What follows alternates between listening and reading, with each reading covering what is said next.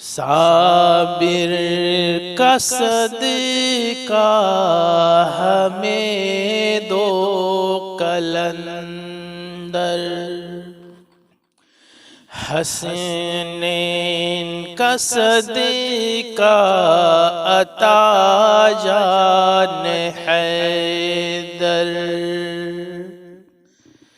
صدقے نبی کے صدقے نبی کے دامن کو بھر دو، لے لو لال شاہ دولہا سلام۔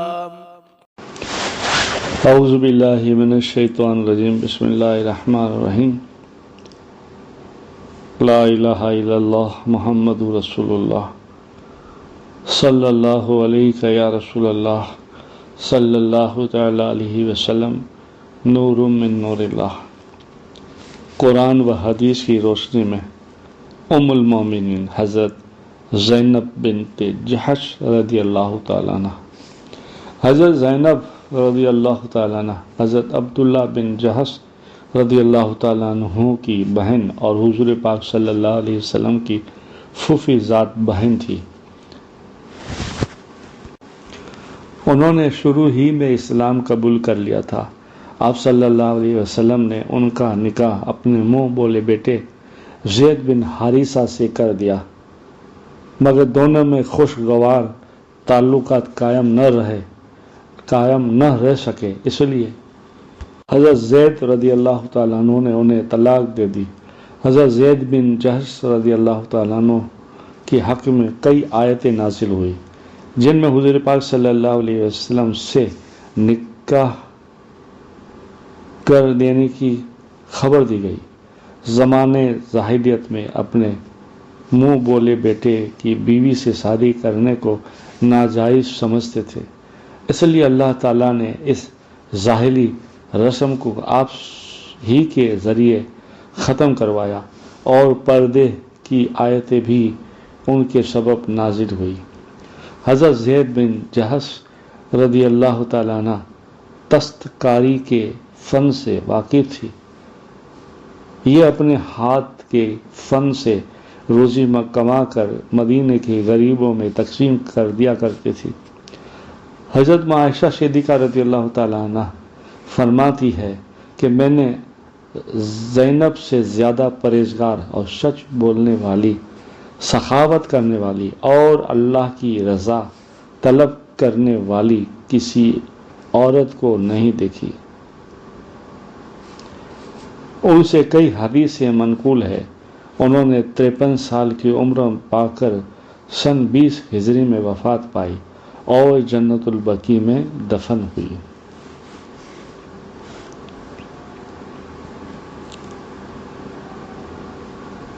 اللہ کی قدرت۔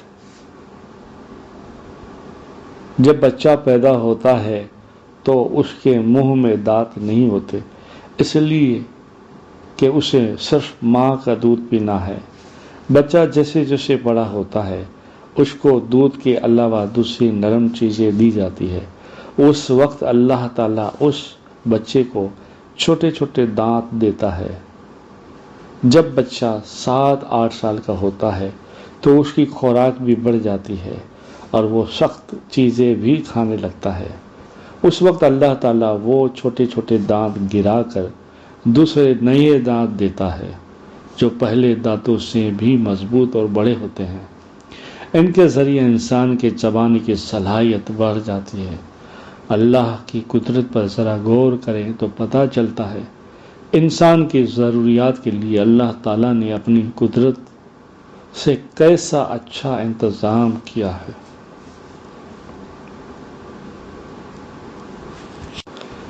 حضرت علی فرماتے ہیں کہ رسول اللہ صلی اللہ علیہ وسلم نے قرض کو وصیت سے پہلے ادا کروانا، حالانکہ تم لوگ قرآن میں وصیت کا تذکرہ قرض سے پہلے پڑھتے ہو۔ اگر کسی شخص نے قرض لیا اور اسے ادا کرنے سے پہلے انتقال کر گیا تو کفن دفن کے بعد مال وراثت میں سب سے پہلے قرض ادا کرنا ضروری ہے، چاہے سارا مال اس کی ادائیگی میں ختم ہو جائے۔ کتاب ترمذی شریف، حدیث نمبر 2122۔ رسول اللہ صلی اللہ علیہ وسلم عشاء سے پہلے نہیں سوتے تھے اور عشاء کے بعد نہیں جاگتے تھے بلکہ سو جاتے تھے۔ کتاب مسند احمد، حدیث نمبر 25748، روایت حضرت ماں عائشہ صدیقہ رضی اللہ تعالیٰ عنہ۔ رسول اللہ صلی اللہ علیہ وسلم سے سوال کیا گیا کون سا صدقہ افضل ہے؟ آپ صلی اللہ علیہ وسلم نے فرمایا افضل صدقہ یہ ہے کہ تو اس وقت ادا کرے جب صحت مند ہو اور مال کی خواہش ہو اور مالداری کی امید رکھتا ہو اور فقر و فاقہ سے ڈرتا ہو۔ کتاب بخاری شریف، حدیث نمبر 2748، روایت حضرت ابی ہریرہ رضی اللہ تعالیٰ۔ رسول اللہ صلی اللہ علیہ وسلم نے فرمایا قیامت کے دن سب سے زیادہ سخت عذاب اس عالم کو ہوگا جس کو اس کے علم میں دین نے نفع نہیں پہنچایا ہو۔ سخت عذاب اس عالم کو ہوگا جس کو اس کے علم نے دین نے نفع نہیں پہنچایا ہو۔ فائدہ: جس آدمی کو شریعت کے بارے میں جتنا بھی علم ہو اس کے مطابق عمل کرنا ضروری ہے۔ اپنی جانکاری کے مطابق عمل نہ کرنے پر سخت عذاب کی وعید سنائی گئی ہے۔ کتاب طبرانی صغیر، حدیث نمبر 508، روایت حضرت ابی ہریرہ رضی اللہ تعالیٰ عنہ۔ رسول اللہ صلی اللہ علیہ وسلم نے فرمایا سنو، دنیا میٹھی اور ہری بھری ہے اور اللہ تعالیٰ ضرور تمہیں اس کی خلافت عطا فرمائے گا تاکہ دیکھے کہ تم ایسے اعمال کرتے ہو، دنیا سے اور عورتوں کے کتنے فتنے سے بچتے ہو۔ کتاب مسلم شریف، حدیث نمبر 6948، روایت حضرت ابی سعید خدری رضی اللہ تعالیٰ عنہ۔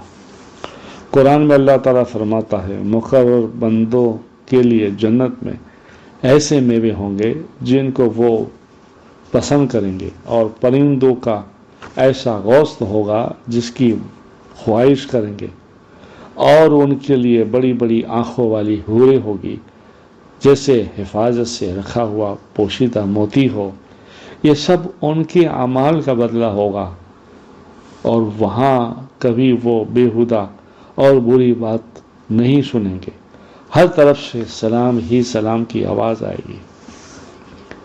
قرآن پاک سورہ واقعہ، آیت نمبر 20 سے 26۔ حضرت انس بیان کرتے ہیں کہ رسول اللہ صلی اللہ علیہ وسلم نے یہ دعا بڑی بڑی بیماریوں کے شفا کے لیے سکھائی اور یہ دعا پڑھا کرتے تھے: اللہم انی اعوذ بک من البرص والجزم والجنون ومن شیء اسقام۔ ترجمہ: اے اللہ میں تیری پناہ میں آتا ہوں برص، جزام، پاگلپن اور تمام برائیوں سے۔ کتاب نسائی، حدیث نمبر 5493۔ قرآن میں اللہ تعالیٰ فرماتا ہے تم صبح و شام اپنے رب کو اپنے دل میں گڑ گڑا کر ڈرتے ہوئے اور درمیانی آواز کے ساتھ یاد کیا کرو، اور غافلوں میں مت رہو اور غافلوں سے مت ہو جاؤ۔ قرآن سورہ اعراف، آیت نمبر 205۔ جزا اللہ عنا سیدنا محمد صلی اللہ تعالیٰ علیہ وسلم ما هو اہلہ۔